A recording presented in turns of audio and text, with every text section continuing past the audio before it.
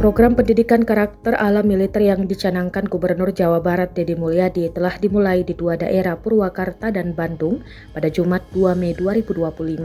Ada 39 pelajar SMP yang dinilai sulit diatur oleh sekolah dan keluarga yang dikirim menjalani pendidikan di Resimen Artileri Medan 1 Zirayuda Batalion Armet 9 Purwakarta. Sementara itu sebanyak 30 pelajar yang dianggap nakal di Bandung, Jawa Barat mengikuti sekolah militer di Rindam 3 Siliwangi, Bandung. Terbaru beredar video memperlihatkan suasana berbeda tampak di salah satu barak militer ketika sekelompok siswa mengenakan seragam layaknya prajurit dan makan bersama di ruang makan tentara. Rekamannya diunggah di Instagram @wkwkmedsos pada Sabtu 3 Mei 2025. Meski belum terbiasa, mereka berusaha mengikuti tata tertib dan aturan yang berlaku di lingkungan militer. Dede menjelaskan bahwa program pendidikan militer yang melibatkan TNI Polri ini dilakukan untuk memperkuat karakter bela negara pada siswa, khususnya mereka yang terseret dalam pergaulan bebas atau terindikasi melakukan tindakan kriminal.